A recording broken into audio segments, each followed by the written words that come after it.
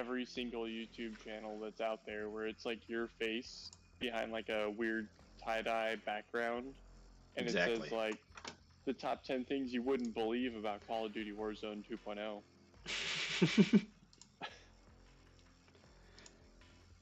Yeah, that we need to go lean into the clickbait. Right. I wonder if there's something like worth like researching or studying about like why that's the way popular YouTube videos have gone. Like, what about that image is so pulling to people? You It, know, it, there's got to be some reason they're doing it. it was like someone figured out that that was like a popular thing, so then everyone did it. But who's to say that's the most popular pull to like random people to video game channels? I can't remember. It might have been that Jimmy Broadbent guy actually, where he was talking about how I think for at least bigger YouTubers, they'll actually give advice, being like, "Oh, like here's what we see based on our data that works," because like Hmm. they obviously want people looking at stuff on YouTube. So like if they could get their viewers to, have more view or their streamers to have more viewers, like that's worth something. Right. So they, okay. So people who follow them also get more, Yeah, I don't know, like more traffic, which then funnels up to them and their little YouTube Ponzi scheme. Got exactly. it. Oh, do you need a backpack? A medium backpack? Yeah. Well, there it is. Actually, I think I did play once and I got, thank you. I did die, so I lost all of my perks. Oh, jeez. Well, I know. Way to go, right? that's why I haven't played DMZ since we played last. I was like, I gotta keep it going. I'm Keep it probably gonna die sacred, this first. huh? Mm-hmm. Not if I'm around. We have 3 viewers. I wonder who the third Oh, person is. oh, we're streaming now. Perfect. So I Yeah. get to talk about my fun facts. What's your fun fact?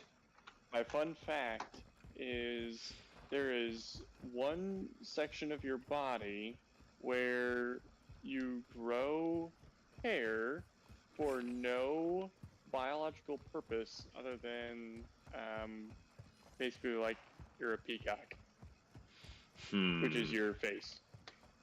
Ah. But I had heard. So go How ahead. about this though? I'd love to hear the counterpoint. Counterpoint. This is a debate stream now. If you have a really fuzzy chin, you're less likely to get knocked out.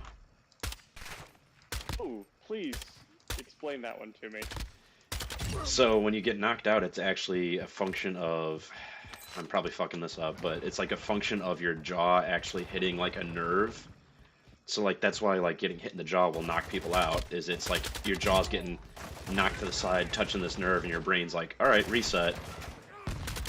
So it's probably BS, but the But, saying was that like but like, if you have is a, chin hair really gonna make that much of a difference in that kind of event? probably not much. And like I said, it's probably just bro science nonsense, but it's probably some Rogan-esque silly shit. Yeah, it sounds to me like more like, are you more willing to punch a guy in the chin who's clean shaven, who has a bit, or a guy who has a big burly beard, Mm, right? yeah.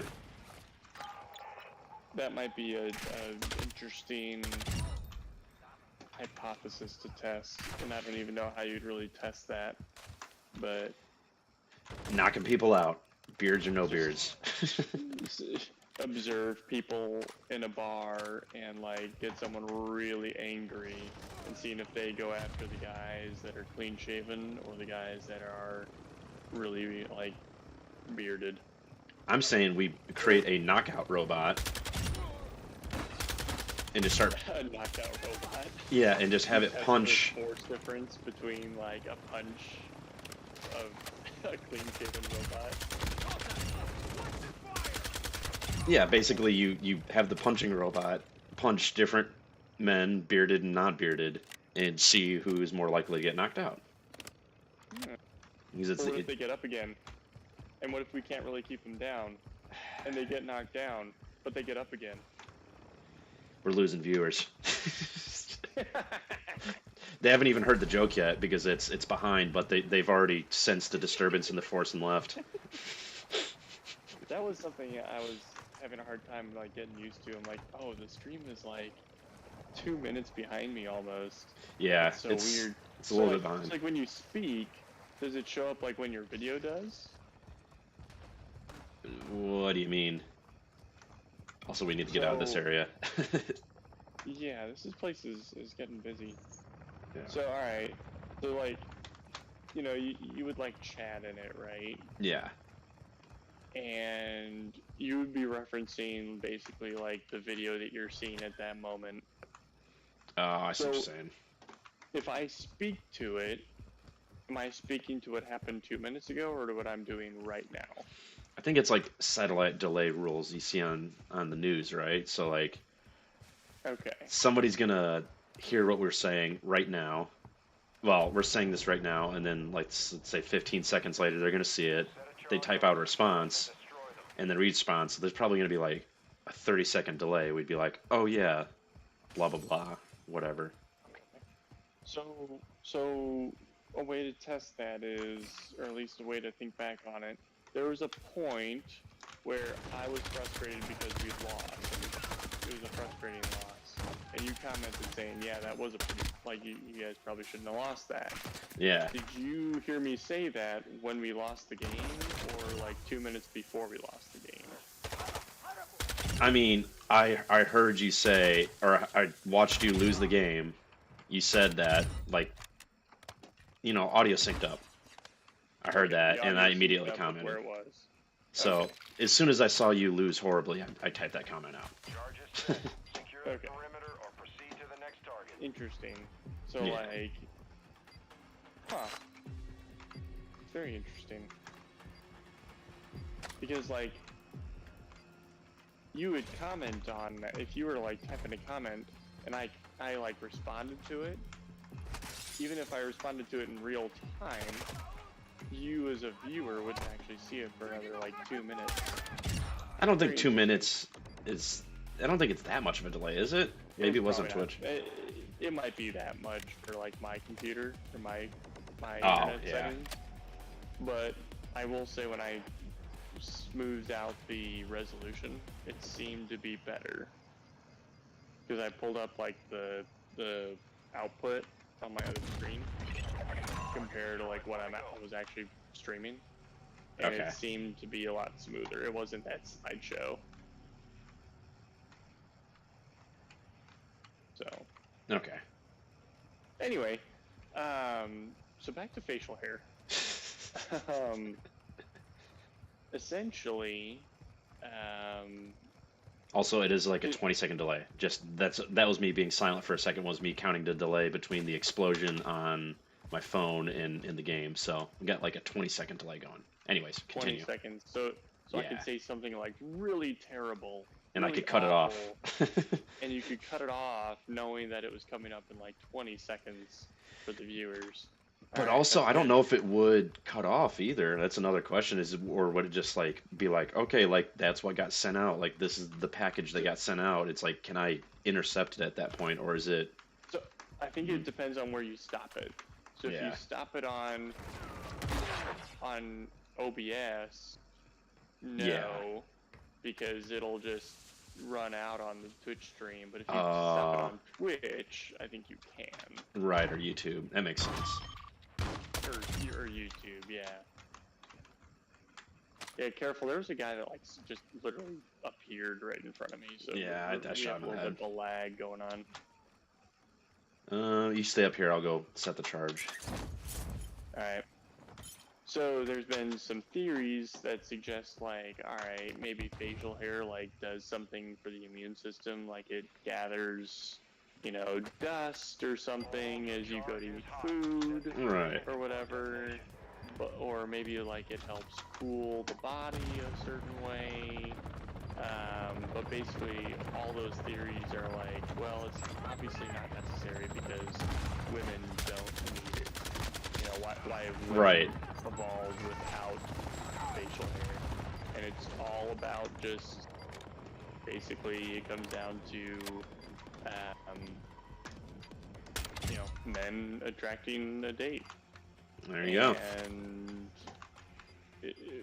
very interesting read about like how it's changed over the years and how like facial hair is like a big indication of how culture is influenced by political figures. So like there was a stretch of kings of England that stayed clean shaven until like Henry VIII came along and he's like, fuck those guys, I'm going to be very different from them, because I would rather not adhere to those customs. I'd rather kill my wives and divorce them legally. So he literally also basically formed I think it was the Protestant Church. The Church of England. So he could do that. Church of England. Yeah. And yeah, kind of along with that, decided that facial hair was okay. And with that, a lot of English men decided to follow suit because they wanted to be like the king. So you can actually follow like historical records of how men are portrayed to see like what the cultural influences were at the time, whether facial hair was accepted or not. So it's commonly said that like nowadays facial hair is a little bit more accepted, but like if we had, but we have also had a string of presidents who have been pretty clean shaven.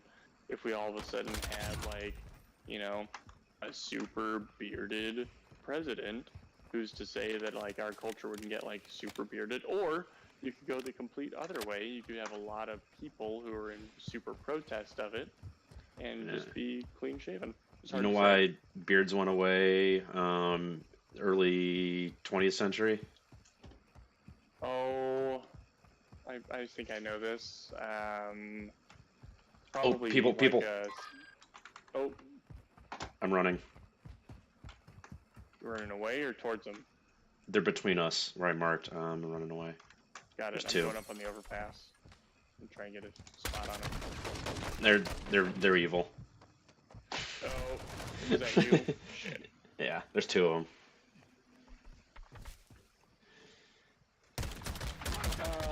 Stalin or Lenin, maybe? No, you couldn't have a beard with gas masks in World War I, so all the cool guys went to war.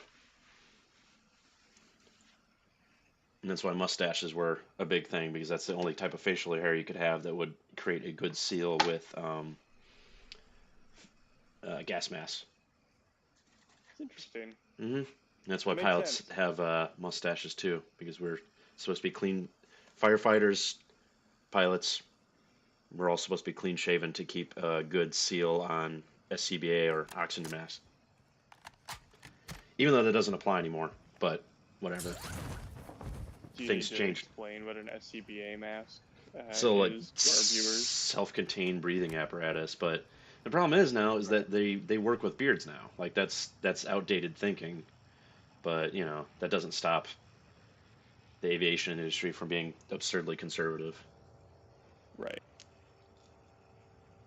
Do you need to explain what the difference is between SCBA and SCUBA or scuba? The underwater part. The underwater part, exactly. Mm-hmm. When you go under the sea. Under the sea? Mm-hmm.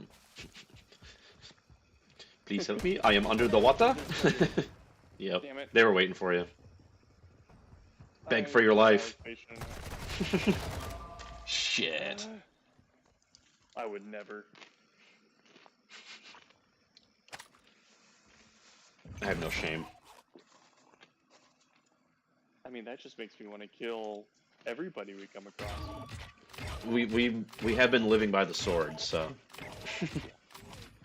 And therefore we died by the sword. Yes, mm-hmm. I hear you.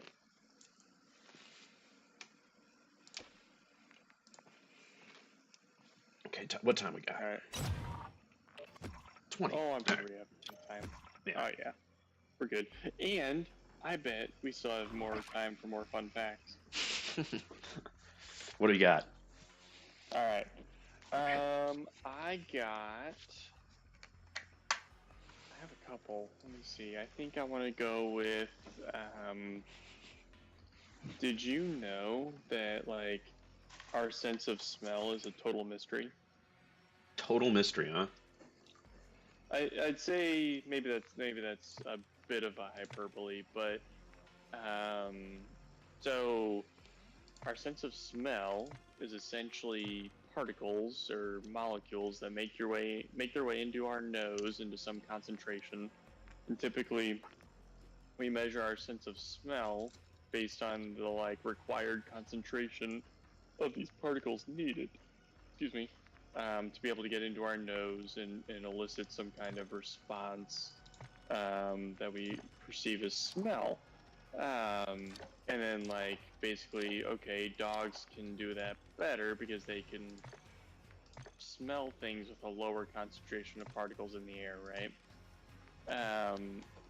But it's not quite that easy because we've tried to make like an artificial nose where, you know, something will come into a sensor and like an air pump, Right. and the computer will try to decipher what it is, and that's usually okay, except it's very difficult to make it work.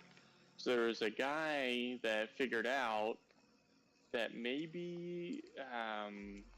like maybe your sense of smell works less on like a specific molecule orientated in a certain way, reacts a certain way on like a receptor.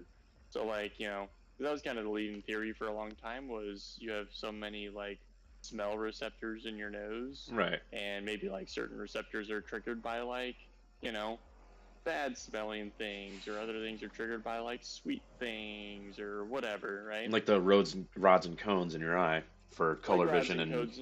yeah. Exactly. And like, and kind of, I mean, this actually relates to your eyes quite a bit, right? Because, you know, say like your cones, which can detect color, right? And your Right. rods are more like your light and dark thing. Your cones, you know, kind of act like a TV screen, but the opposite, right? They can detect like certain colors, and when certain combinations of your cones are triggered, you see different colors, right? So you Right. don't necessarily have like a green receptor, but you might have like a blue and a yellow receptor. When they both go off at the same time, you see green, for example. And then, you know, you can even like compare that to the color magenta, which is a whole nother string of thought where like the color magenta doesn't technically exist, but it's like a manufacturer or a manufactured color of your brain. Right. That's a whole nother deal, but kind of the same thing with your nose, right? Where like your brain gets smart enough to know like, okay, when these combinations of particles come into your nose in a certain orientation, then you know it's this thing, but it's based on your own personal experience. Which is why, like, if you've never smelled something before and you go to smell it and you try to describe what it is, how do you describe it? You describe it based on something you've smelled before. Just kind of like anything else in your life, right? If you describe something that you've seen, you Yeah. describe it probably based on something you've seen before. And that's part of why making an artificial nose is so difficult, because our own senses are all based on how we've learned the world over so many years. Because, you know, even Elliot, who's 3 years old, if I ask him, you know, what does this thing smell like, I have to give him options Mm. to help him describe it to me, right? He can't just like tell me that poop smells bad. I have to say, does this smell bad? Is it kind of like poopy? Yeah. And Okay. you can't point at a smell like you can a color too. Like a color, you Right. could be like, that is blue. That is blue, You and that can't is point at a purple. smell. Exactly. But you can guide him to a very concentrated point and say, what does this thing smell like? Smell So it, that it son. drowns out Smell the sun. any other. Smell this, boy. I want you to know what this Right. smells like. And there's the whole other portion of it where, like, your brain shuts off your smell if you smell something too long.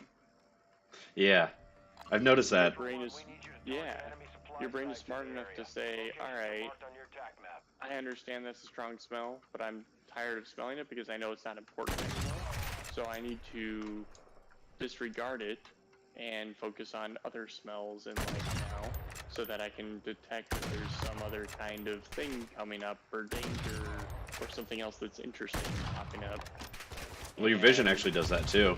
It just, your vision will actually go away if there's nothing new coming in, but there's always something new coming in. And actually, surprisingly enough, your hearing does that a little bit too. Yeah. I mean, I don't hear my tinnitus all the time, but it's always there, so. Hooray. I did not know you struggled with tinnitus. Oh, yeah. Sorry about that. Nope, it's there. Is that from flying helicopters? It's probably from everything.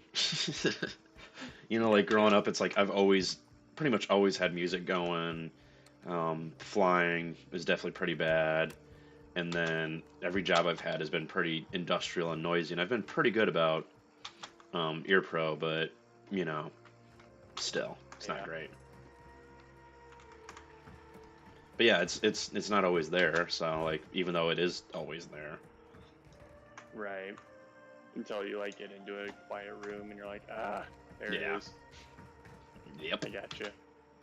It's real fun. Yeah, it's when it's severe. That is a not a fun condition to live with by any means.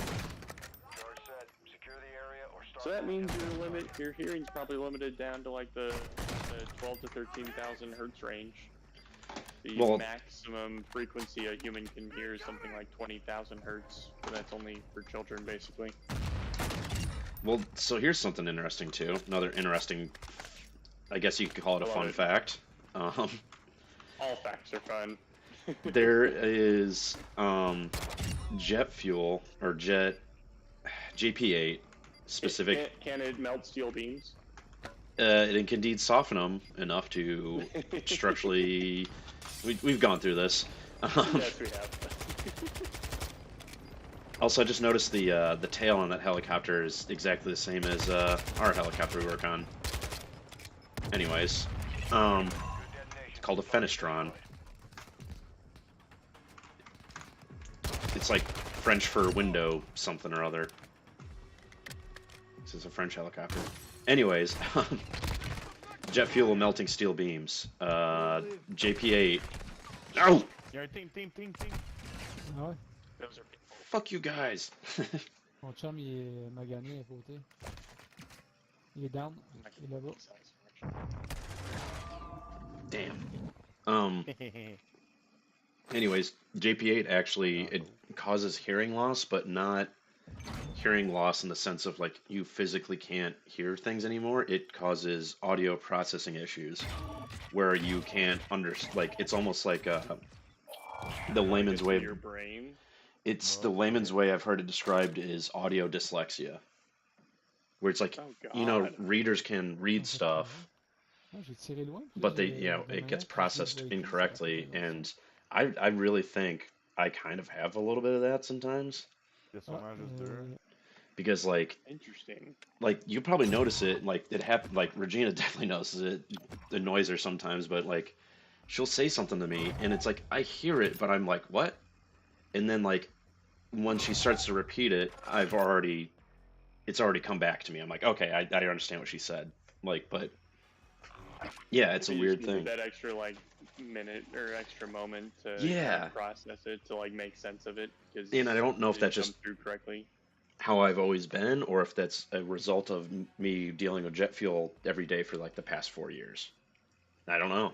It's fascinating though. So it's after reading that, I've definitely been a lot more careful about wearing gloves when handling aviation fuel. So right.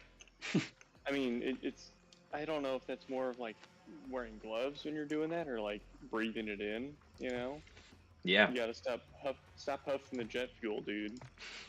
And I can't avoid it sometimes because, like, that's just how the job works. It kind of sucks. Hey, since we have nothing to lose, we're going in this one blank. Oh, okay. No items, no weapons, nothing. Alright? Alright, I'm ready. I gotta go quick too because I got 30 minutes before a race starts, but I'd like to make sure everything's set up. So we'll be. You know what? Let's go really all out and let's go straight for the radiation zone and try and get that M13. Sure. Kamikaze run. One It's, last ride. One last ride. It's like the last Ghost Rider ride. Well, speaking of Fast 10, I didn't realize that was coming Fast out 10? this May. Yep, it sure is. I thought it was gonna be like at least this summer, but I didn't realize it was this close. I guess I assumed it was going to be delayed more because of the whole like The Rock is afraid of like Vin Diesel beating him up on screen Mm-hmm. Yeah. or whatever that weird debacle was. Like Yeah. they both have contracts that say they can't lose a fight on screen. And it shows. Right.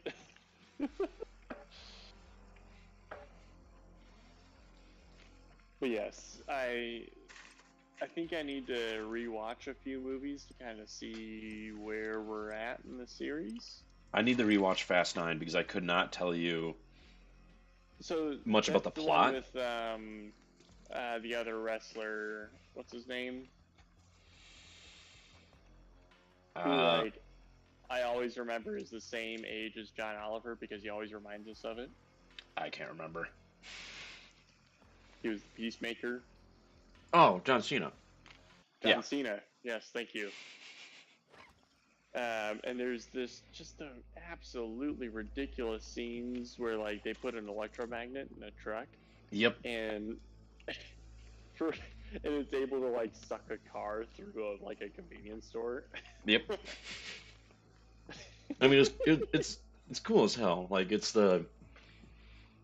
written by, like, have you ever seen the Onion like article or video where it's like the screenwriter of Fast 5 is like on set like talking about the Fast and Furious 5, and he's just like, it's just like a kid like a little bit older than Elliot just being like, and then there's gonna be a car that's gonna like, and he's just like doing that. It's that, and I kind of love it.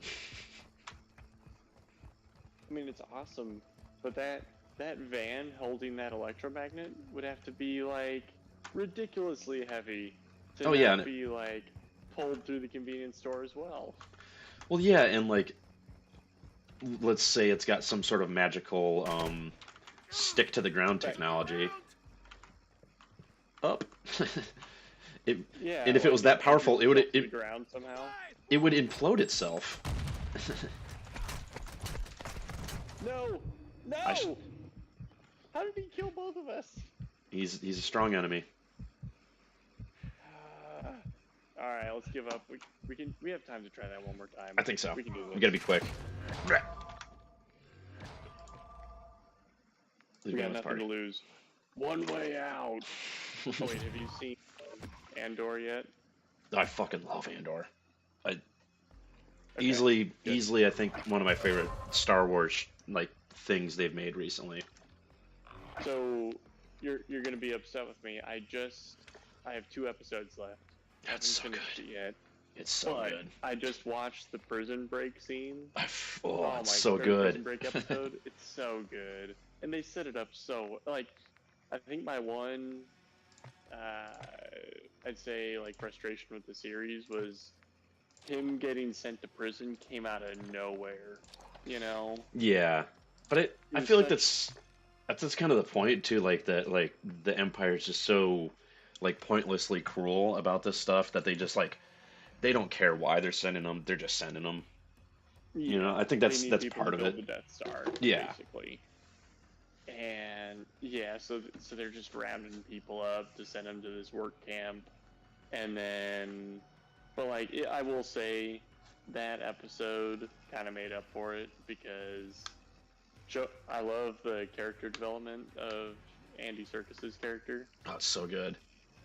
Of like him realizing like, okay, no one's getting out. He's someone who's only like 200 days away from getting out, and That was very good. It's like a very good, I don't know how else to describe it, but just like there's shows where there's just like good, like, fuck yeah moments. Like, I'm trying to think of another good example, but when he keeps on bothering him, he's like, how many guards are in each level? And he just keeps on, like, ignoring them. And the end of that episode before it, where he's like, there's 12 guards.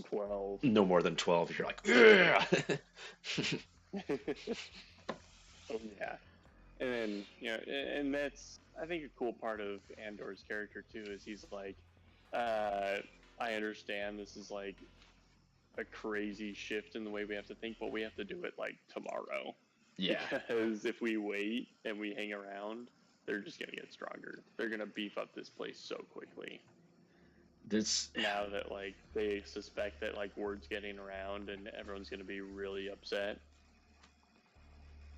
And also, it's a good theme, like, leading into the rebellion, because as soon as the Empire removed, like, the prisoners' hope of getting out, everyone revolted. Yep. Well, that was the only thing keeping them there. It's so good. Like, there's this one podcast I listen to. I've talked about it before, but Behind the Bastards, and they're not one on that podcast to, like, fawn over any sort of media that's about, but they keep on talking about Andor, and they're like, it's the best piece of anti-fascist propaganda, if you could call it that, that's ever existed, because, like, it's so realistic and good in the sense that, like you think about the Empire characters, like, none of them are really outright, like, cartoonishly evil. They're just, like, self-interested people that are, like, part of the system, like, doing their job, pretty much. But that's the idea, right? Is they can always defer the evil to someone else in the organization. Yeah, right? It's about the system more so than the individual. Us just doing our job. Yeah. Anyways, there's a gun over here. Oh. I did your work for you. Yep. Thank you. Alright, we're in radiation zone. Ooh, we have a little hike. It's alright. We got a hatchback. And I'm just running because I got a few minutes. A few minutes? Like I said, I want to get my stuff ready. It is 10:38. Yeah. Okay. Yep. Let's go. What's the Lord of the Rings speech? We will not go blindly into this night. We will not go down without a fight. That's not Lord of the Rings. I think that's Shakespeare mixed with some sort of ballad rock. I thought that was the King of Rohan. No, you're thinking of Henry V and Shakespeare, I think. Oh, like, boy. Once more into the breach. You know, that whole thing? Yeah. I think yeah, fair. I think it's a little bit of that. I was thinking of, yeah, you're thinking of the field, right. the Pelennor Fields, right unto ruin. Yeah. Yep. Death. Yeah. Is this an Uber or something? What the hell? Drive me, peasant. Do you think that goes against the Uber rules to, like, drive by? Oh my god, so that actually happened in New Orleans, sort of? I don't doubt that at all. The guy survived. I think the officer survived, so it's okay, but it was a pedicab, like the rickshaw bicycle thing, and some guy was in the back of it. By a petty officer? No, sorry, petty, P-I-D-I. And the guy in the back, like, got up and, like, GTA style, shot a cop in the face, just, like, randomly while he's, like, riding him through the French Quarter. Oh my god. Uh-oh. Hopefully that... Oh, I'm getting out. Yep. Oh, this is the most versatile hatchback ever. Are you serious? Yeah, I just drove out of it. Well, I guess I'll ride up in front with you then. You've earned it. Oh god. Don't say that too quickly. You alright? I pressed the wrong button. I pressed the wrong button. Oops. You shot my hatchback. Ah! can revive myself if I need to. Nah. Save that. We're gonna need it when we die in the radiation. Oh, I guess I'm driving. Yep. You marked it. Alright, so there's a bridge that crosses right there where I just put a mark down. So drive towards that. That's just water. Oh god. Uh-oh. Roll down the windows. Yep. Go, go, go. I think you might have hydraulicked the engine. This is an extremely versatile car. Yep. You Alright. can drive even when the exhaust pipe is submerged. It's still splashing. It's making splashing noises. Taking effective fire. Alright, and then you can see the little radiation symbol on the map there. I see it, yep. We're totally gonna die doing this, but why not? We don't even have gas masks. Oh, there they are. To our right. There's the chemist. We might be able to do this.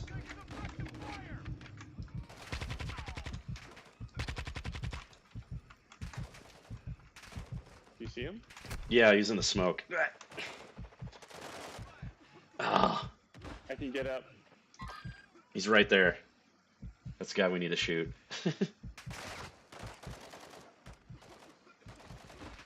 Crawl! Oh. I had just given up hope.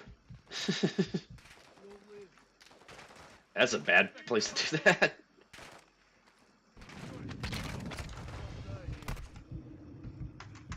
No, you gotta crawl. Leave me. I'm gonna get the gas is gonna get me. Where you get all the self revives from? I'm just that good. I kept picking him up. Oh, nice.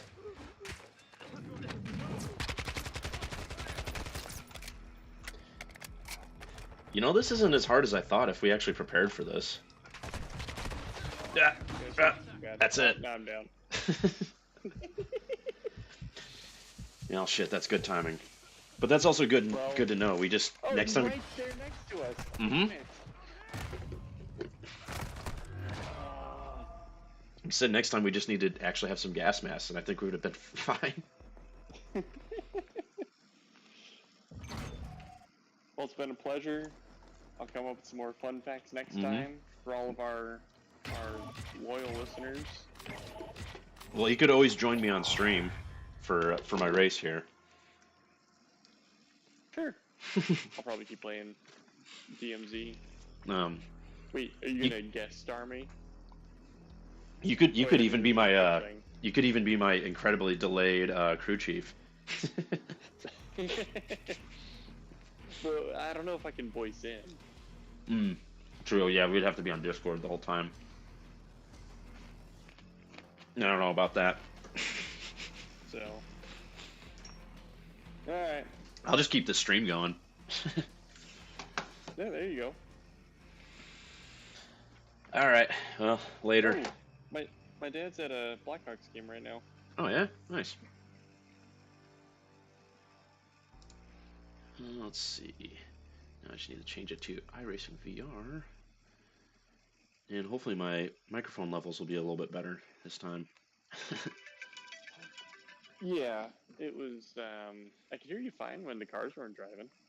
Well, yeah, that's the problem. The car's driving most of the time. I also need to mess with the audio levels in the game too, because it's a little bit of cheating, but engine noises, you could turn down engine noises specifically so that you could hear tire noise more. Because like engine noise is like you need it, I guess, to have an audio cue of when to shift, but besides that, it's not super important. But tire noise you could hear if you're understeering or oversteering and a little bit too, Well, or like about to lights scrub. There's lights on your dashboard that indicate when you need to shift too. Yeah. But So, and there's even lights that are indicating when I'm entering ABS and starting to lose rear traction too. But it's just good to have extra audio information, since also, you know, audio processing is your quickest reaction, I'm pretty sure. oh, So, that's true. yeah. And I'll let And you you're get not this always up, 'cause looking that at reminds me the- of another fun fact. Yeah. But anyway, go ahead. Oh, I'm just saying, like you're not always looking at the dash too, because you want to be looking where you're turning. Gotta be So looking at the road. yeah, I will say I noticed that you had a good understanding of that track well, yeah, because for me I was like, wait, why is he slowing down? There's plenty of stretch of a road ahead of him. Oh, there's a turn right there. There was like no indication of that coming up. Okay. yeah. Well, you recognize that track, right? Is that the one that's not the one in Indy, is it? That's Indy. Oh, That's the that's road cool. course, the inner section of the road course there. Yeah. Oh, Mm-hmm. cool. Yep. Okay. I wouldn't have been able to know that by just sight, just because I haven't seen it enough. Yeah. And it's a different way of looking at it too, because you're not going around like you're only using I the haven't straightaway spent a of lot it. of time driving the course. That too. And you probably haven't even been to the infield either, so. I have walked through the infield. Oh, okay. I walked through it the last time I was there just to like say that I did it, and Yeah. it took so much longer than I expected. It's huge. It is so big. Oh my gosh, it was so big. Why is that not okay? iRacing. Oh god, I got so many apps I need to open up.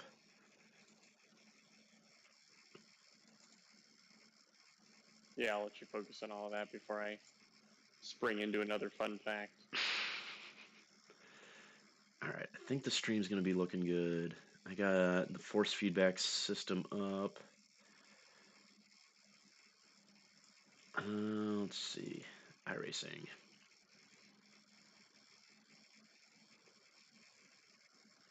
Oh, it's gonna be a long race. But it's at Daytona, so I like that track quite a bit. Nice. Yeah, it's a good one. Be a little warmer for you, you know. Oh Yeah. yes, you're in DC, so Yep. It'll feel warmer. I'll be we'll virtually feel warmer. warmer. Yep. All right, what's your It next was fun kind of fact? fun What you that. got? All right. So you talked about reaction time, All right. and there's been a few big stories. I'd say in the last 10 years or so, where there's a rule in competitive sprinting that if you start running within a tenth of a second of the gun going off, you're disqualified because it's considered outside of like human ability. And if you were able to start outside of human ability, you're probably cheating or like Oh, anticipating the gun. I did not So know that. I didn't know that either. So like what they do is they'll shoot the gun, and there's actually like pressure sensors on the starting blocks that indicate like when you first apply like pressure from your feet when you push Okay. off to start running, and they can compare that time from the gun going off to your feet starting to go. Because like what'll happen is, everyone will get lined up. The starter will say set, and then if they know like, okay, this starter always says or always shoots the gun approximately a second and a half after he says set, I can anticipate it, and like, even a tenth of a second start time advantage is huge in a 100-meter dash. Yeah, You know, it's massive. when like the world record is like 9 point something seconds. Yeah. So if you can get that advantage, that's huge.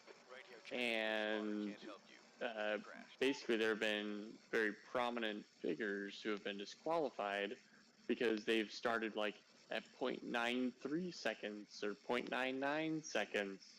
And it's just this blanket rule that's just like, okay, they've picked this because it's decided to be outside of human like limitations, but is it really? Because like, if you, it's what it ended up being based on. What was it? It was a sample of like amateur runners who basically did that test, and like the sample size was pretty small, and they were people who weren't necessarily like trained to learn when the gun would go off. So it was just like like an average perception, but like if you train yourself to do things, you can definitely get your perception or your like reaction time to be a lot better than that. Yeah. And like professional sprinters who like train multiple times a day, every day to like start properly are going to be able to react faster because essentially there is like a biological limitation on that time because it takes time for sound to travel from the gun to your ear, for it to enter your ear, for it to be interpreted by or like to interpreted by your ear to send a signal to your brain, to be interpreted by your brain, to send that signal down to your body to start the whole motion of running, which involves lifting up with your hands, pushing off with your legs, and moving, right?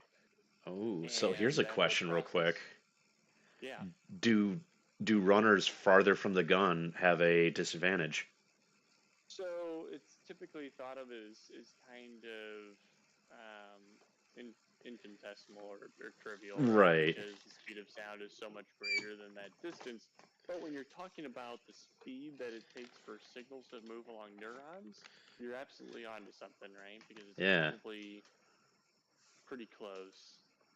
And um, and interestingly enough, that concept wasn't brought up in my in the podcast I was listening to on this. Which, for those listeners out there, I am not an expert on this by any means. I'm merely just a podcast listener. That's all we are. Right. Um, but essentially, it was like there are studies of people who like yeah, if you bring them into a brand new task, they may be at like that tenth of a second mark right away. But if they practice it over and over again, and you like change, even if you change the time on them, they can still like improve their ability to react. And interestingly enough, their reaction time changes based on like which body part needs to react to the stimulus. So Because of the distance? essentially, because of the distance and based on what kind of like thing it is. So like you said, the body reacts faster to sound than to like sight, right? So people would react faster to the sound of a gun rather than like the muzzle blast. Right. And so, which one do you call true human reaction time? Typically, it's the sound, just because that's what we've kind of worked with. But what if someone like you were getting ready for the starting block and someone came up and like tapped your shoulder? Would that elicit a faster response or not? I don't know. It was just kind of an Mm. interesting like how do you define all of that? So, and in the end, it turned out it was just like um, it actually got into a cool debate on how much should technology actually live in these sports? Because in the end, they're essentially games, right? Right. And they're meant to be like games that are played for fun, but we've brought them into this realm of like super competitiveness. So we've come up with this idea that like super precise technology is the way to measure these things. But there were also concerns on talked about how there's like pressure sensors in these starting blocks, but there was the kind of case study they pulled out where the girl was disqualified. It turns out like everyone had really fast reaction times that day, and it could have been because those pressure blocks were malfunctioning a little bit. Like they just were reading a little less accurately and a little fast that day. Yeah. So how do you like confirm that those are always reading truly accurate? You really, depending on the level you want to get them to, you can't do that. So are you really going to disqualify this person because there's a chance that this equipment is not reading accurately to the point that it needs to? No, it's interesting. Yeah. I think there was a similar cheating scandal actually in Formula One for a while with the teams had some sort of like so there's like five sets of lights and when they all go out um, the race starts, right? And they count up, like all five lights come on and they go out. And I think teams had figured out the timing of it, and they had some sort of like audio cue where it was like Mario Kart style like cadence to the countdown that they'd pump into their ear, and they actually one day there was nothing in the rules about what the timing had to be on the start, and to see if they were doing that, they changed the timing, and all the teams that were cheating jumped the gun because they were on the cadence. They're like, doot, doot, doot, go, and they just delayed it. So now the time between the all five lights coming on and going out changes slightly. Interesting. Yeah. Now, how much of a competitive it like? I guess my question is, why not just make it the standard for everybody and just leave it like that? What's the problem with just letting it be the same cadence? I honestly don't not know. everyone figured it out, or It's like, I'd probably horse? it's the problem with like Formula One and a lot of racing is the rule making is very political, and like some teams when they like a team will figure out something, and like honestly when the technology's too good is when they ban it. Like there was the fan car they had one time, which was, you know, downforce is something you want in a race car, but it only happens when you're at high speed, which means you're putting down a ton of drag, right? Because lift is only produced when lift and drag are related. So their brilliant idea was you need a flow of air, but you need it at low speed with no aerodynamic drag. So they just made a card that just had a fan that just sucked itself to the ground. It was just a big fan that just, and it just absolutely demolished, and they banned it within like 2 races because they're basically like, well, it's just going to run away with the championship, and no one else has this technology. And like they could have just let that team run away with it, and that could just be how Formula One cars are now, but they didn't. So yeah, I guess there's a certain point where you have to say like, all right, we want these cars. Yeah. Which way do we want these cars to like develop, right? yeah, and I think their stated goal was, and this makes sense too, was safety, in the sense that if you have a ground effect car like that and you go over a bump or something like that and like basically break the suction, which, you know, can easily happen on a racetrack, you basically lose like a large part of your grip instantly. So it could actually be kind of dangerous, easy to lose control of, but And I guess I was about to say like that could happen with a regular spoiler or something, but I guess it'd be a little bit more predictable, right? Because it would happen as you lose speed, which is something you can kind of better control for, I suppose. yeah. So that's the other thing um, they've had trouble with is movable aerodynamic surfaces, because the obvious and easy solution is like, oh well, you want higher drag, more, you know, quote unquote lift at this point, is like, well, you just move it, you know, change the shape of the wing. But that's been something that's been pretty consistently banned in most racing series. But you can't do like an aerofoil where like it can move as right. the car turns or whatever. So like what you would want is like a wing that has a lot of lift, you know, pushing the car into the ground at lower speeds, and then as you got onto a straightaway, you don't want any of that. So it would go flat. And there's like I think there was like a NASCAR racer where they like had this like pretty genius system of like where at higher speeds the wing actually like flexed itself out of the way. And there's some other ones. It's like sort of F1 now, but it can only be used in certain zones, and it's like regulated pretty heavily by like the race control. And I'm trying to think about the other like wacky one that somebody did to get away with it. I don't know. The racing's full of cheating. There's NASCAR racers that used to put birdshot in the tube of their car, like the tube framing, and then he had like a little string that he'd pull that would like let all the birdshot out, so that Like, so literally like a James Bond car, basically. well, it wasn't to mess anyone else up. It was literally just a weight thing because they weighed the cars at the beginning of the race to make sure they were at the minimum weight. So he would be Okay. right at the minimum weight, his car would be full of lead shot, and then he'd get out on track, dump all the extra weight, and he'd be, what, like 100 pounds lighter. Oh, I gotcha. Yeah, Okay. so now they weigh cars at the end of the race. Simple solution to that. Yeah. There's all sorts of wacky ones. I think another one of my favorites was this race team wanted to save weight on an oil tank.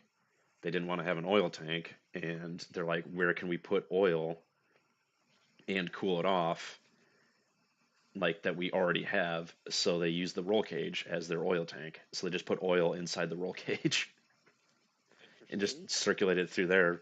It was a horrible idea though because it was an endurance racing car, and you know, like who is surrounded by the oil radiator is the driver. So they basically have the engine oil radiating heat into the cockpit around them. So they were getting like burned. Getting burned and getting really hot inside. Interesting. Not to mention if the roll cage broke, you'd get sprayed with oil. And if like the car is on fire and Yeah, oil spraying it. It's a horrible idea. Well, I like the original NASCAR idea, the super original NASCAR idea, where like you load your car up with moonshine, right? And you there's see your fuel. how quickly you can drive it away from the police. And then you just throw the moonshine in your engine if you run out of fuel. Yeah, or you know, at the police. Put a rag in it. But you have to be careful because the more moonshine you throw, the less profit you make at the end of the race. It's a real game. So, Just try not to get chased. right. Just don't get caught. I am getting my history correct, right? That's how NASCAR was born? Yeah, that was their legal activity that they partook in, was racing each other. Oh boy. Here we go. Time to qualify. All right.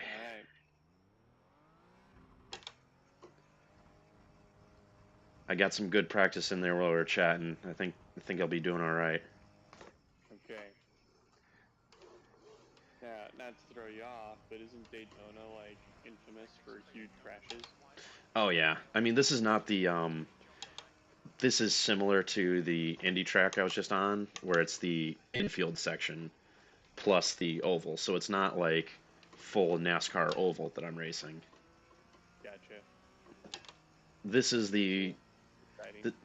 this is the layout that they do the Daytona 24-hour race on. Oh my god. My tires are cold. I just spun. Oh boy. Oh, your tires can be cold.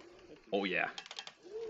And the problem is when you practice for a little while, sometimes you could be like, get used to the grippiness of your tires, and then you restart a session where the tires are cold again, and you're like, well, I can make this corner this fast, and slidey slide. So it's all right. That's a pretty wild portion of the simulation. Oh, the simulation's pretty nuts. Like there's this one corner I just went through. They laser scan the track, and a good way to make it through that corner really quick is that the curbing is actually a bit below the asphalt. So if you are making that turn, you could actually hook your tire over the curb a little bit and get a little bit of extra grip from like the tire like kind of walling out on the curb. So I think I'm following.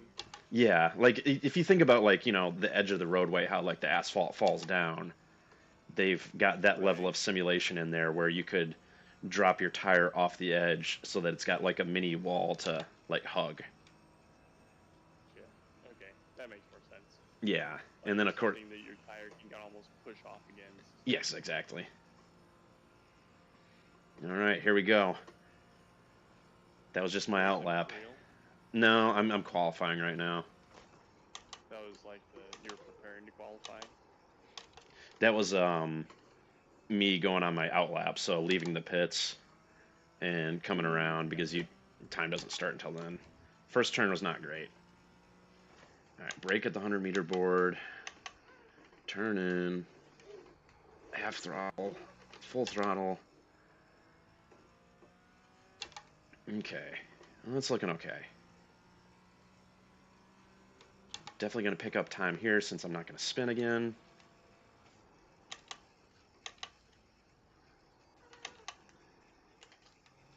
And honestly, since this is a 2-hour race, like, I'm not super concerned about qualifying well because, like, I just know that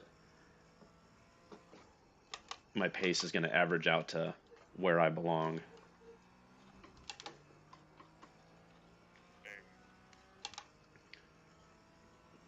The main concern with qualifying well is I don't want to be with the jabronis at the back during the first couple of turns where all the chaos is.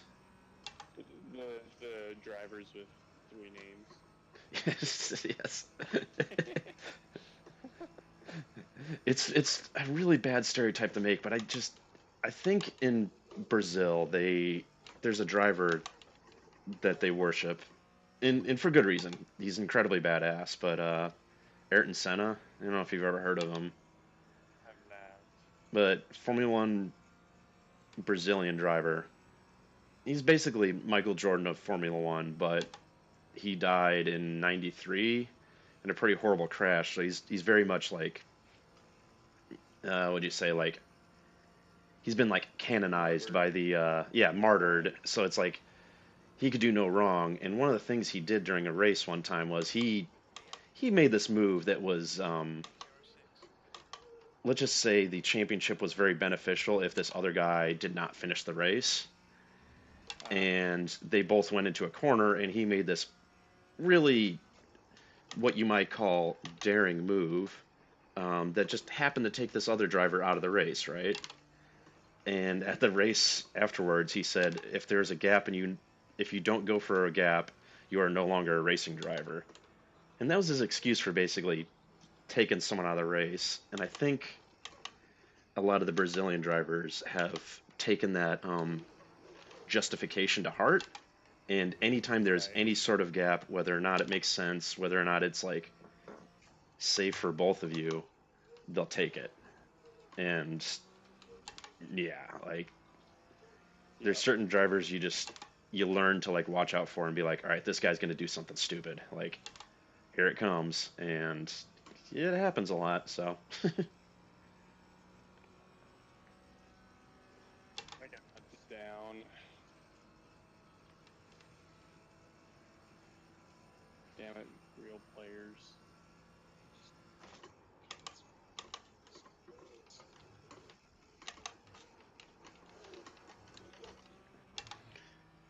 all right, I'm doing okay here. I'm not gonna qualify super well because I didn't drop my fuel load, but that's fine. Does the game like actually calculate the drop in weight as your fuel is used up? Oh yeah, this game's pretty good. Like there's even more realistic simulators in the market. I think I've mentioned it before, but there's the one sim where they were simulating the traction control on this certain car, and they didn't have like direct involvement of the manufacturers, and they had this glitch in the game they were trying to fix where it was like when the car was going over these like serrated curbs and the wheel was bouncing, the traction control was like completely cutting power to the wheels, and they're like, what the heck? And they basically did some programmer end around kind of what they thought was a janky fix to get it to stop doing that. And one of the developers was talking to Ferrari, and he's like, "Yeah, we had this weird problem," and he described that exact scenario. And they're like, "Oh yeah, that's just an actual problem with the traction control software." I think I remember you telling me about that. It was Yeah. it was weird that like what happened in the game directly matched how their troubleshooting was in real life. Yeah, they recreated discrepancies on accident, like from being accurate, which was pretty damn cool. All right, let's see what I got here. I am starting, oof, 20th out of 31 racers. I could live with that. If that's me spouting facts and chatting while racing, like I could live with There that. you go. There you go. You racing for pinks over there? No, I'm not, but I am racing the Malort Mobile, so. You're right. Have you seen this one? This one's even better. I don't think you showed me a picture. I can't really. Are you watching the stream right now? I can't really show you right now. I'm inside the car, but. Jump into it.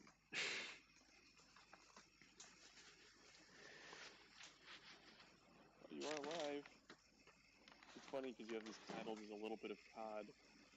Yeah, it's just rolled into the next one. Oh god, this is weird. I gotta mute it. I was hearing you from 2 minutes or like 20 minutes ago. Ooh, look at that car. Simultaneously. Oh, you can't see it just yet.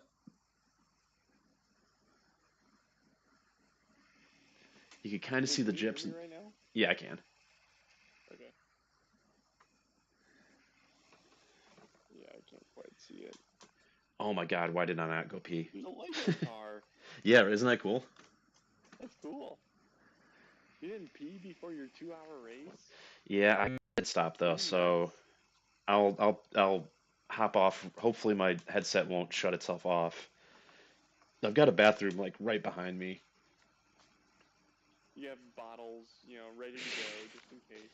No, like the gaming room I have is technically the third bedroom, so there's like a connected bathroom like right behind me right now. So it's super quick, and I've got to make a pit stop or one or two pit stops for this race anyway.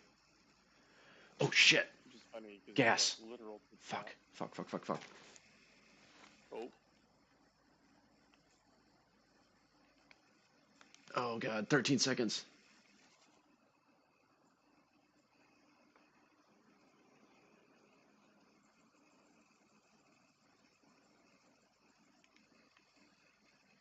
Oh god. Failed tech. Shit. No. no! Oh, why is my mouse not fucking moving this paper? Shit.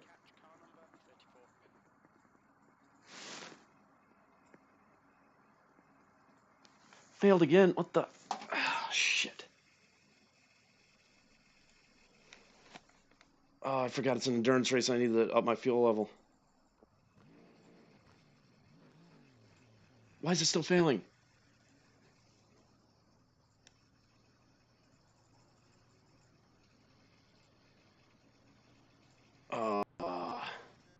I missed the start. We have to start from the back. No. It's alright. I could start from the back. I could do it.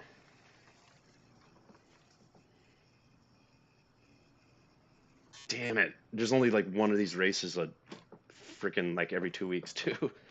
It's like my last chance. There's two more races this weekend, but I'm gonna be busy for both of them.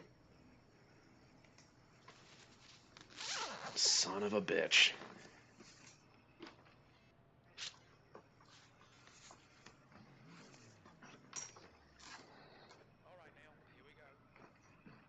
Yeah. The crew chief just said, alright, Neil, here we go. Okay.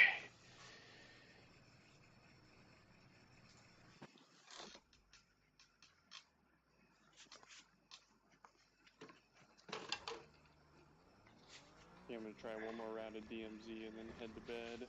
Alright. Okay. This isn't so bad, actually. I'm not super far behind. And you know what? All I've got is upwards to go in 2 hours. There you go.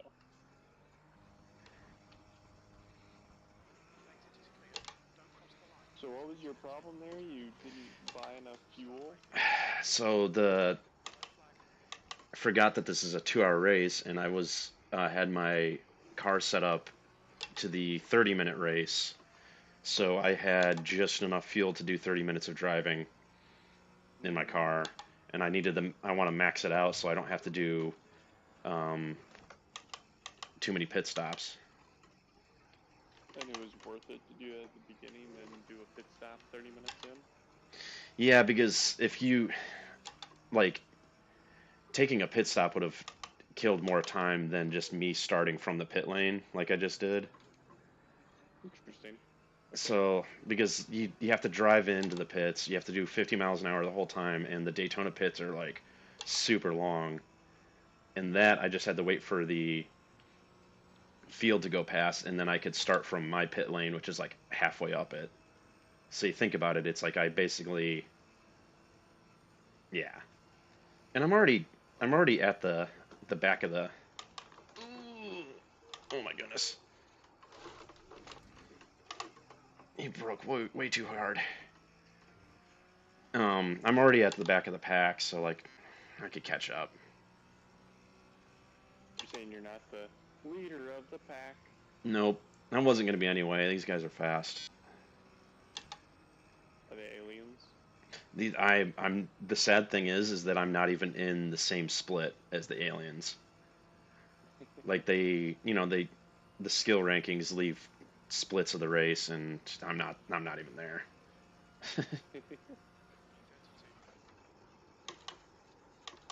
Fair enough. I'm in 32nd place. Oh God.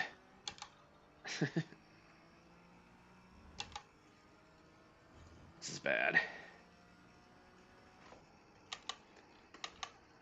I probably should have started with the slightly less fuel because I really only was able to add like 2 gallons. Ah,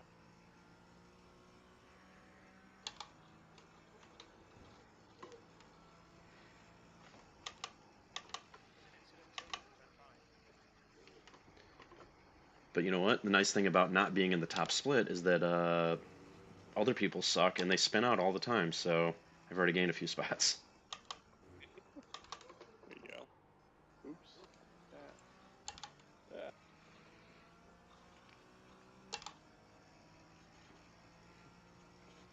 All right, Brockton Packard is my next victim.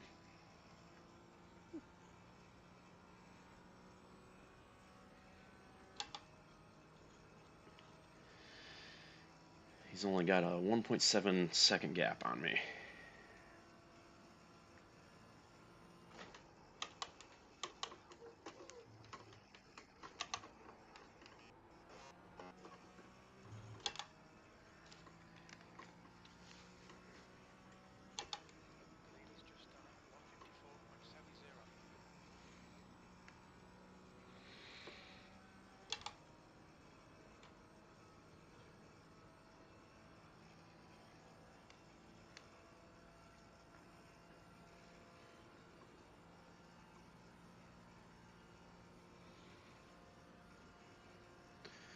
All right, our break.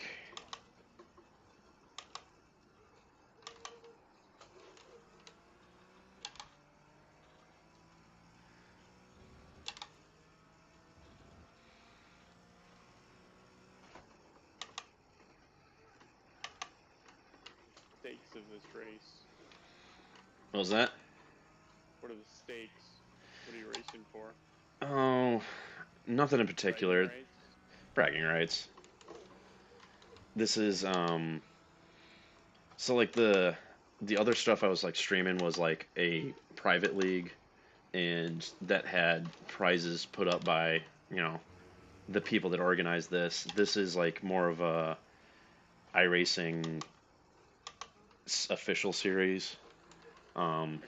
It's a 2 hour endurance series that only happens every other week on the weekends for like 3 or 4 time slots, and it's usually a pretty fun combination of cars and tracks. So I try and make it, but it's like it's always the worst weekends. Like this is the only time I could race this weekend, and then it's like 2 weeks until the next one, and it's like dang, like so like that's why I'm staying up late to do it. Right. Especially, Aaron's not here or not able to join you, and Yep. which he sent me some pictures of all that going on. Oh boy. Yeah. Bad. I mean, it's not like going through his house, which is nice, but it's definitely enough to be like, that's rough. That sucks.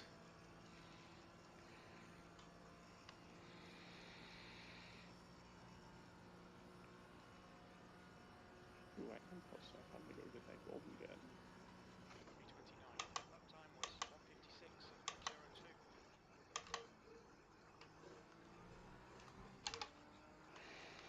156.02. All right, I just picked up 2 positions from 2 people wrecking, and I'm on the tail of Sammy Hendricks right now.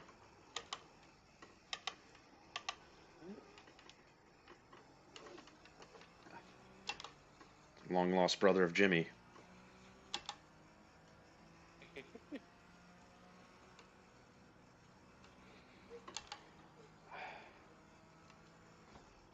I kind of wish I don't think it's too late yet, but ooh, another free position.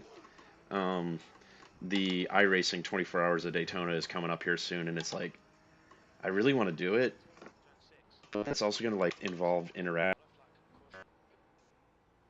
in mine. What? It's going to involve working as part of a team with random people online, and I don't know about that for 24 hours straight. Seems like a lot of commitment to random people. Yeah. That's why I keep on trying to get my karting friends into this, because it's like I could trust them and we know how to race together and stuff, so like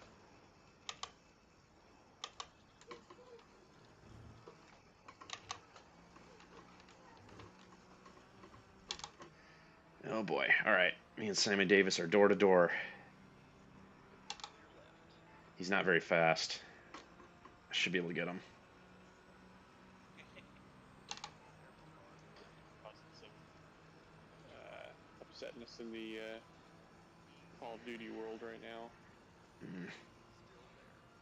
Killed a guy just trying to get his boat Oh, for nice. a contract. Womp womp.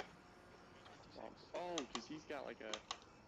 Oh, I see why people want this. He's got like a drop in here. Oh, he has a case or something? Oh god, someone sees me. Oh no, someone killed me for it. Yeah, people like those. It's popular. And everyone can see where it is too, so Yep. that's the thing you have to kill the juggernaut for. Oh man. That was funny. I shouldn't have gone for that. Yeah, what do you have to There's lose? literally a sniper on a hill just like watching people go up to it. I don't know what movie it's from, but it's like the meme of like the person with a gun and like in the church pew, and then like the guy with the sniper behind him. Right, and there's always like someone behind that guy. Yeah. Behind that guy. Yeah. Or, you know, it's all of the Joker's cronies who are killing each other to reduce the The payout. ways that it's split. I'm guessing you were supposed to kill me. No, I'm supposed to kill the bus driver. What bus driver? Oh boy. I'm going to bed. All right. Have a good one. I'll be up streaming, Alright. burning the midnight oil. Good luck. Thanks. Alright. Thanks for keeping me company on this 2-hour drive. I did what I could. All right. Have a good one. Yep. You do too. Later.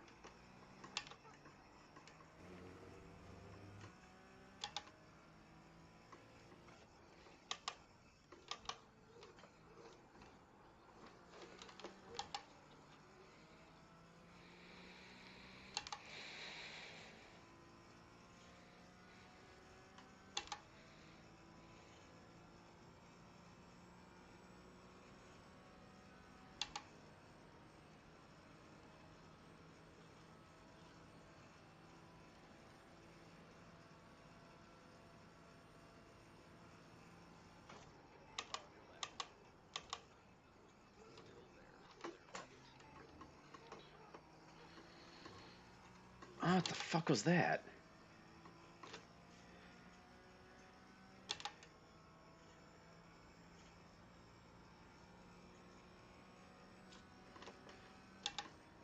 I was gonna follow you, Dale.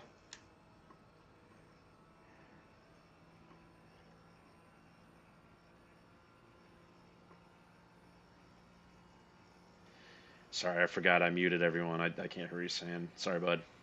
Just keep it smooth, no mistakes. Your lap time was 156.60.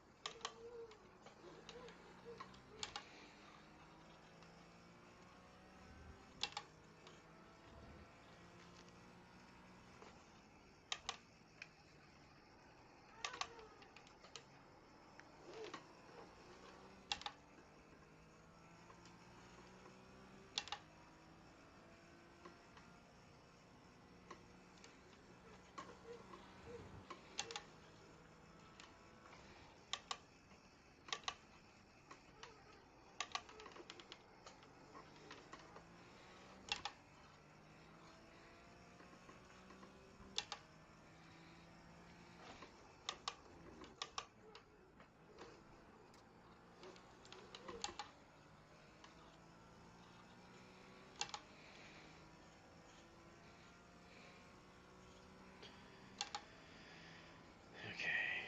Should I try? Yeah.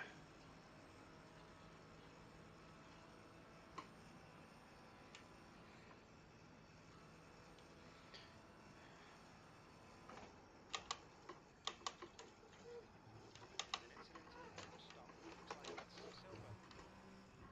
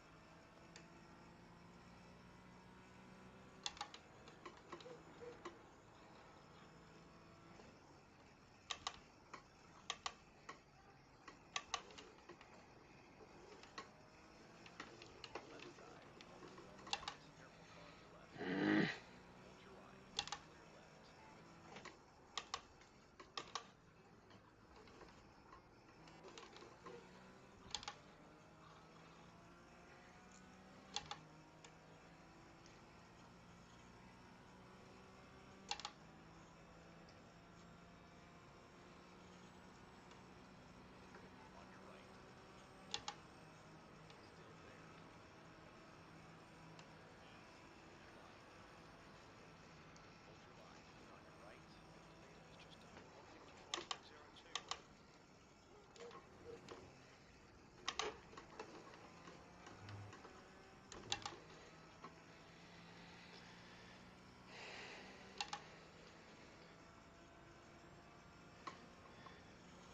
Dale, I'm gonna bump draft you on this straight.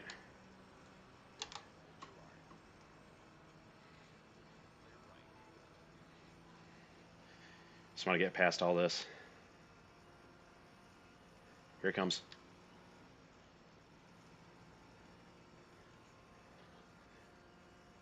Okay, Neil. Got 10 minutes of fuel remaining. V21.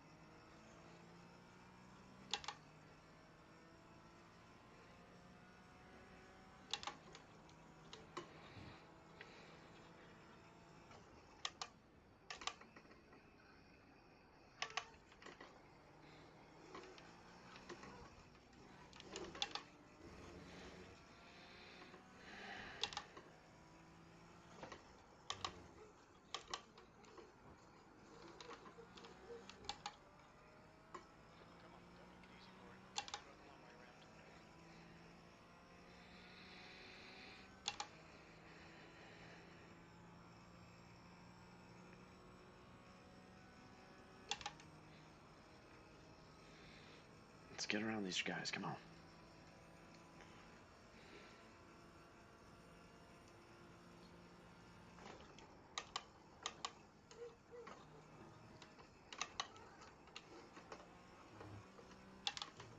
Fastest lap for Fisher, 1:53.56. 153. God damn. On your left.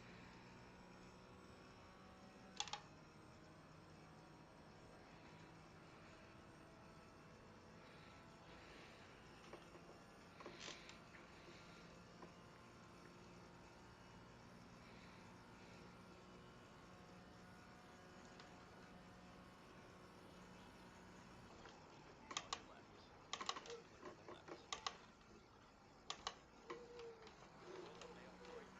Keep it up.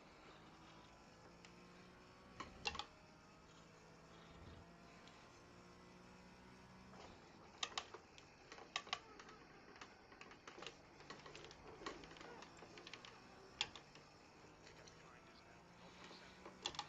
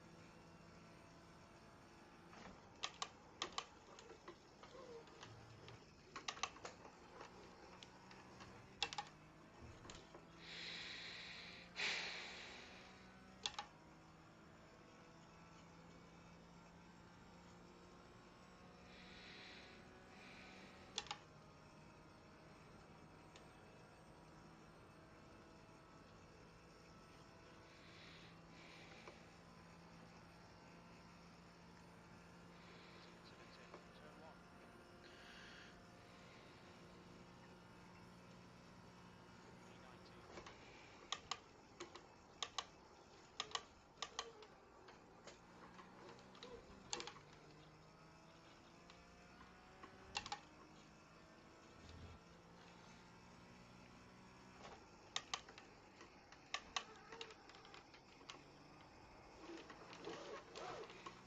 Track temperature's increasing. Stay on. Keep the momentum. Damn it.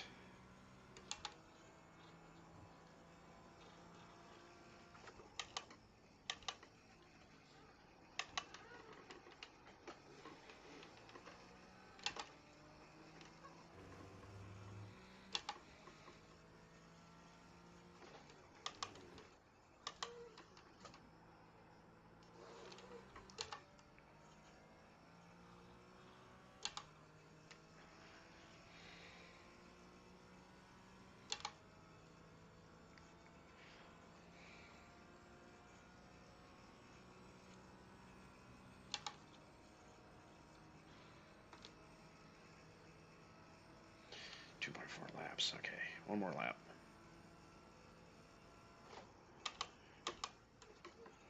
Incident at bus stop.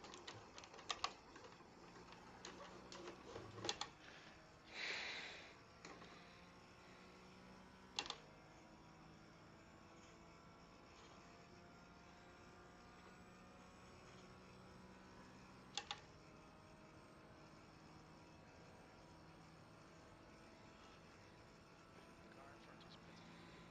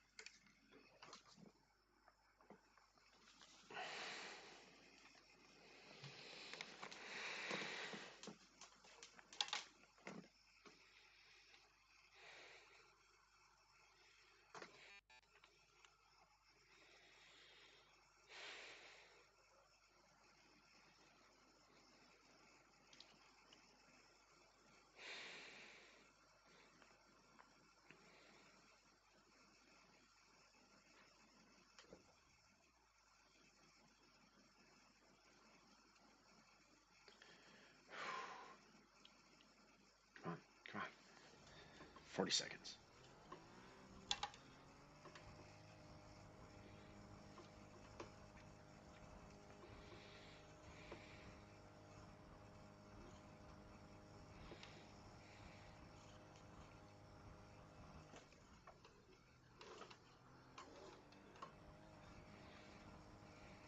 There's a car approaching. Don't cross the white line. Watch your mirrors.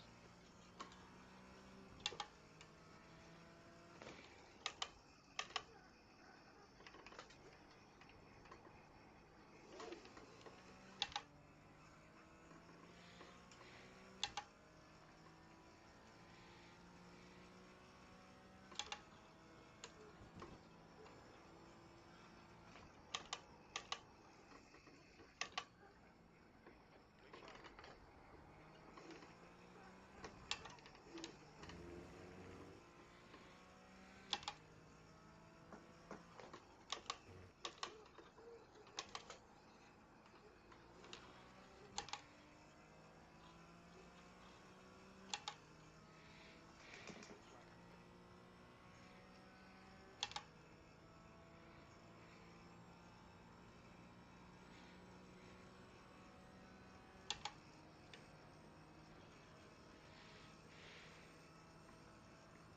Blue flag.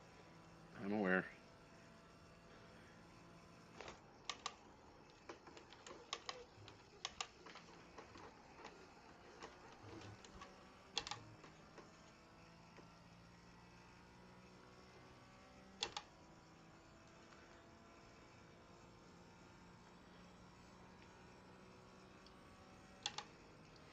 Gap in front is now 9.6 seconds.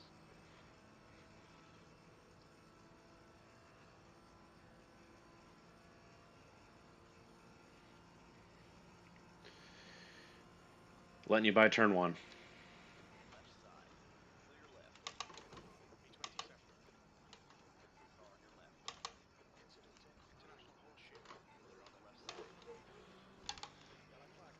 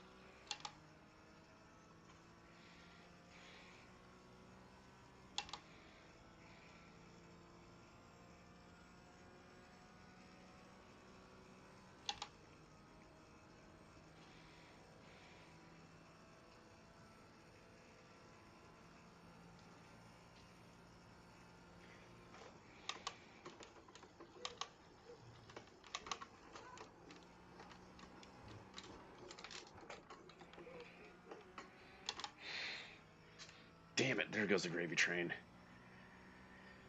Shit.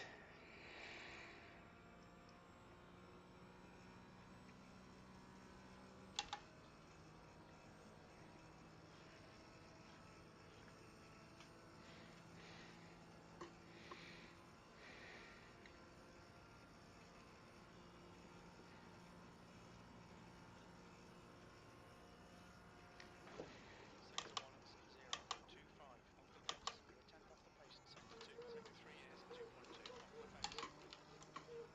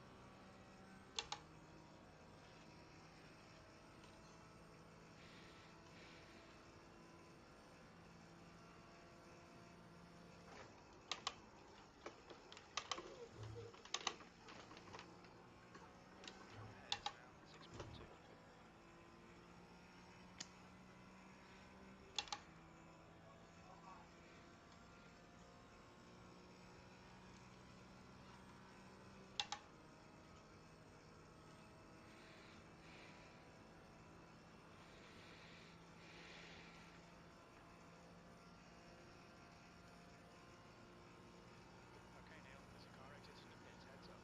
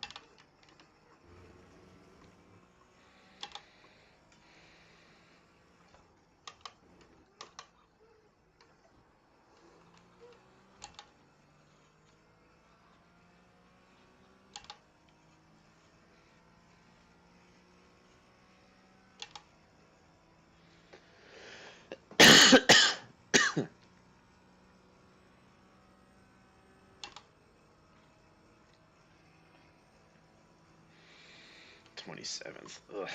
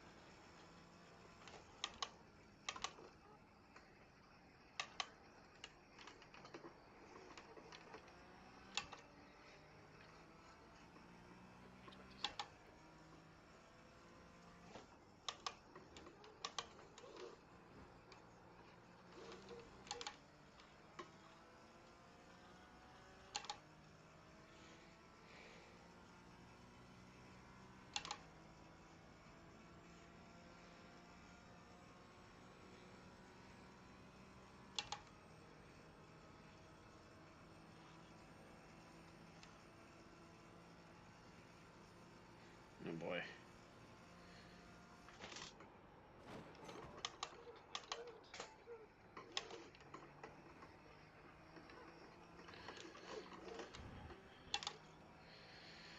Sorry, you broke super early.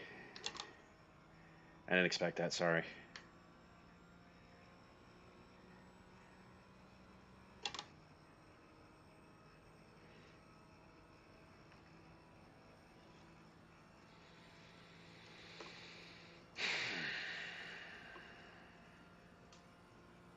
The leader beat us. It's pitting. P24.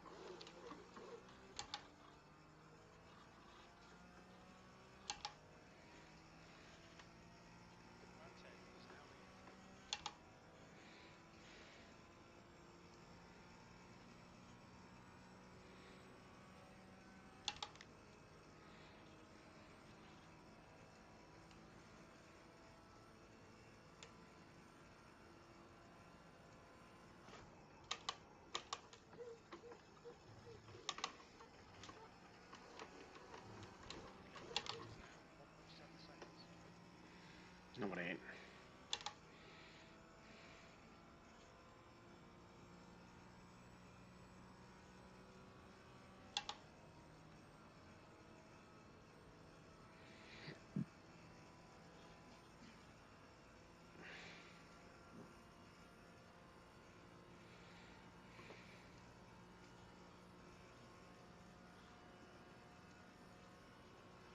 P19, you've just done a 155.00.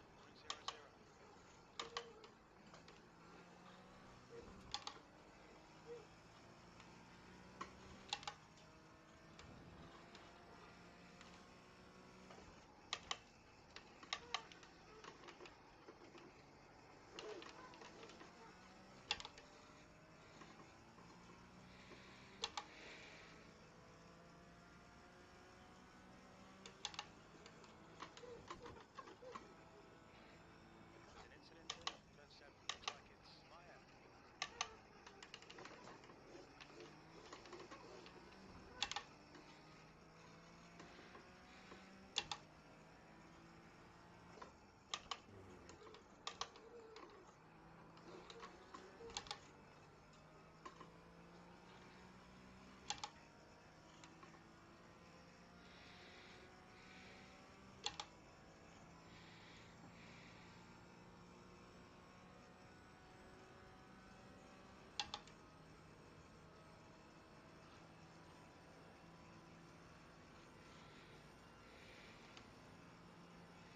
Left side.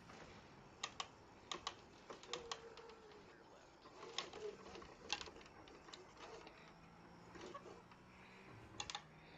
That was dumb.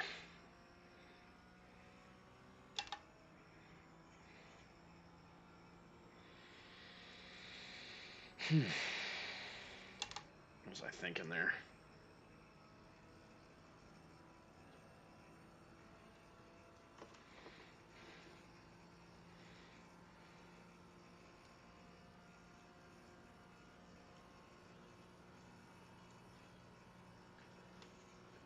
P17, last lap was at 156.20.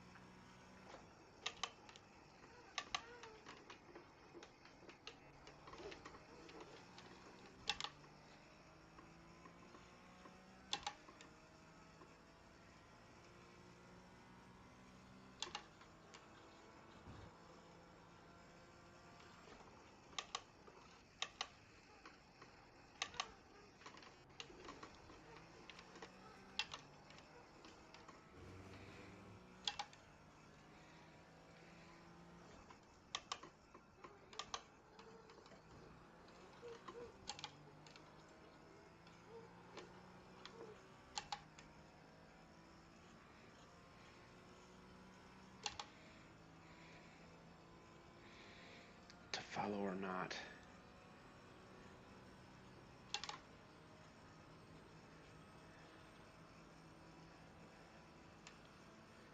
Okay, yeah. Follow. 'Cause he's offline.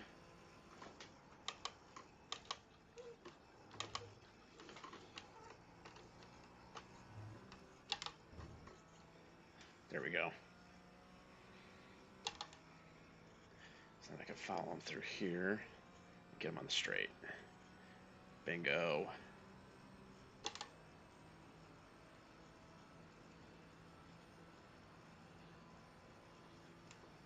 On your left. Careful, still there. Easy, hold your line. Still there. Careful, still there. Hold your line. Clear left. 360.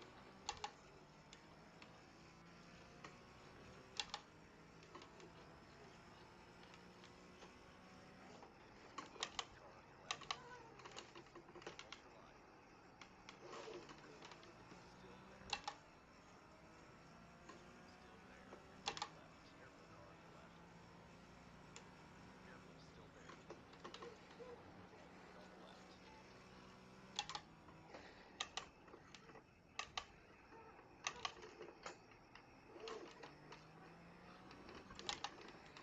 It's kind of a cheap pass.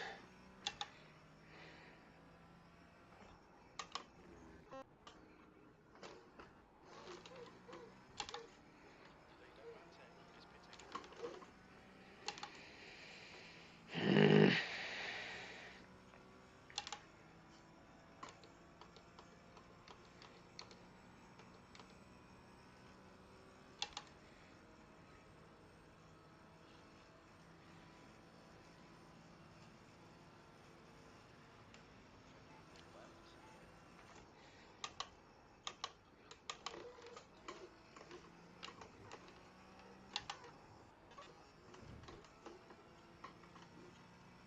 On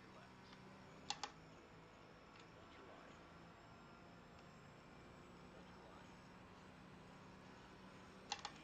Hold your line. Easy, hold your line.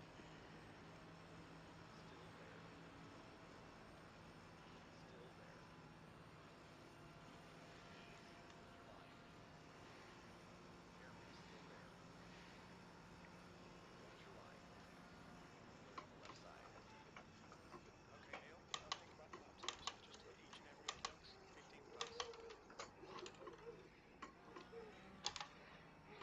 This guy's an asshole.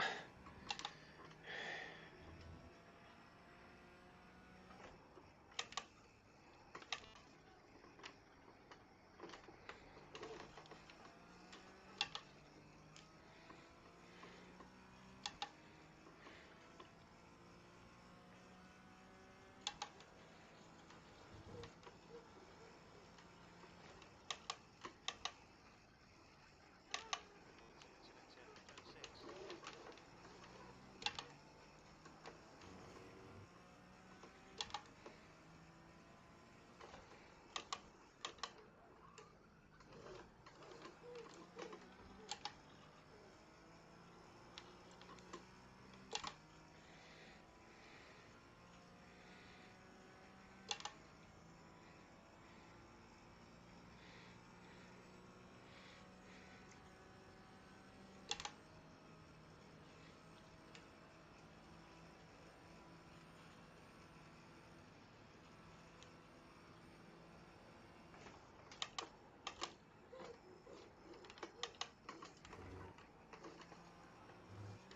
We really need to get past this guy.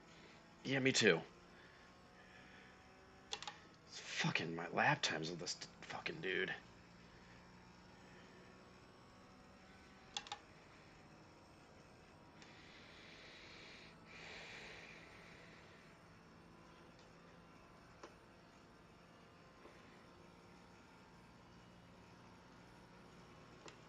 Hold your line. Left. Car right. All clear.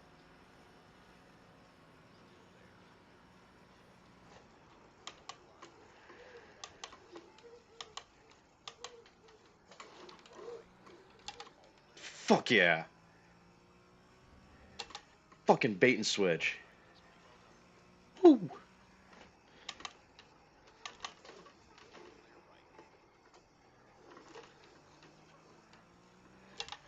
He tries to take me out. Real nice.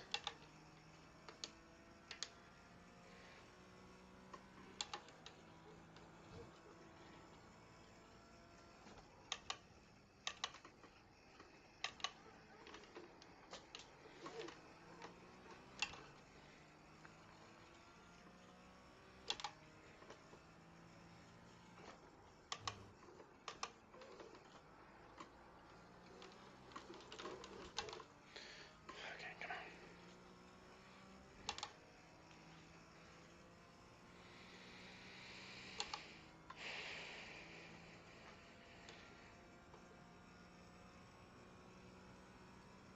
The gap behind is now 0.6.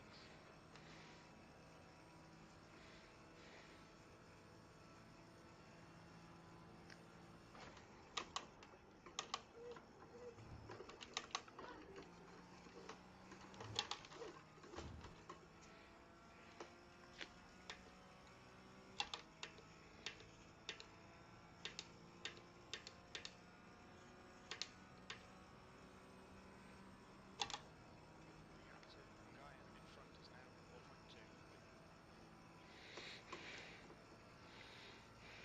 Okay.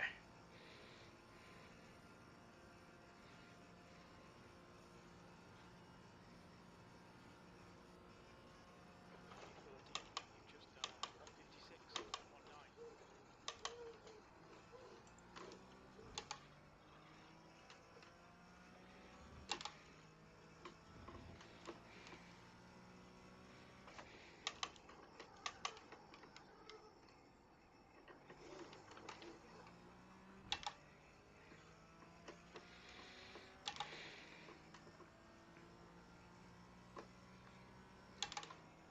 Okay, Neil, you're at the halfway point. You estimate 23 minutes of fuel remaining.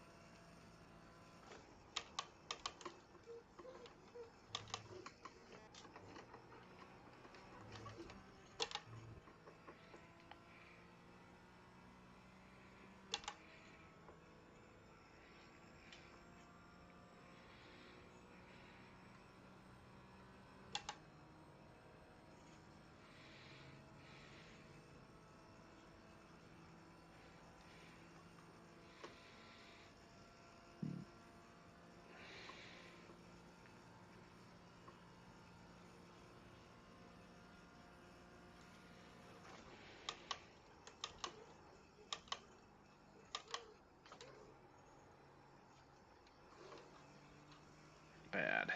Bad, bad, bad.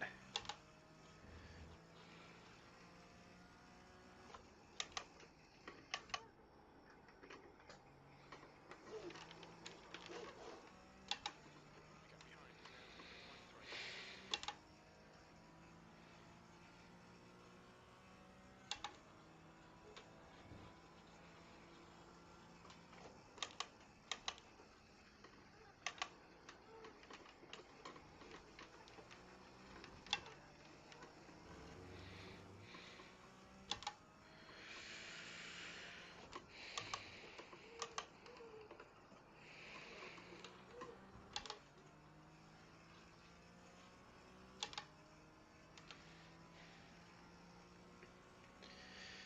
Man, I'd be doing a lot better without Jacob.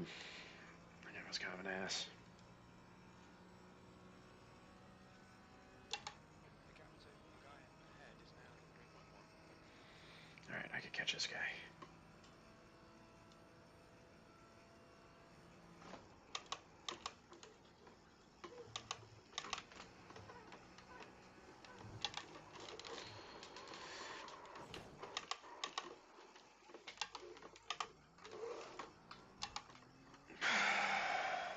Fuck!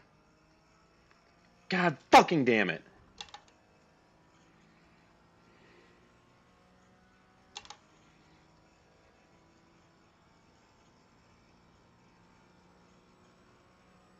Car on your left. Clear left. Left side.